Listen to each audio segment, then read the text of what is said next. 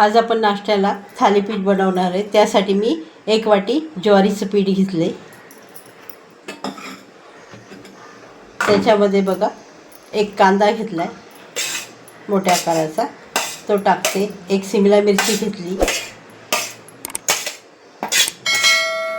कोथिंबीर घेतली, हे सर्व टाकते।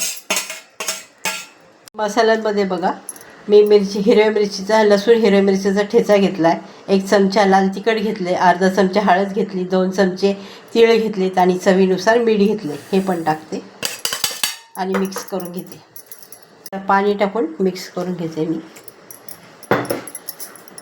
असं मिक्स करून घेतले। आता एक गोळा घेते आणि ह्या रुमालावर टाकते आणि झाकून घेते। हे बघा आता इथे असे होल करते मी। गॅसवर मी तवा ठेवला आहे आणि तेलाने त्याला ग्रीस करते। आता असं रुमाल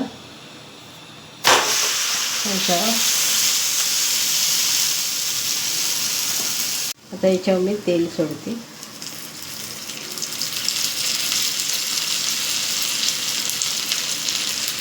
आता मी पलटी करून घेते। आता दोन्ही साईडला चांगलं छानपैकी भाजून झाले। आता आपण काढून घेऊन बाकीचे मी असेच करून घेते। अशा प्रकारे मी थालीपीठ बनवून घेतले।